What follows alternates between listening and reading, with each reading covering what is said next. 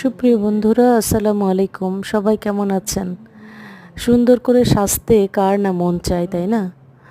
আমিও তার ব্যতিক্রম নই। যখন কোনো জায়গায় বেড়াতে যাই বা কোনো প্রোগ্রাম থাকে, তখন আমি চুলের যত্নে বেশি সচেতন হই। চুলটাকে একটু ভিন্ন স্টাইলে উপস্থাপন করতে পছন্দ করি। আর আমার বাসার পাশেই একটা সুন্দর পার্লার আছে। সেখানে ওরা খুব যত্ন করে আমাকে সাজিয়ে দেয়।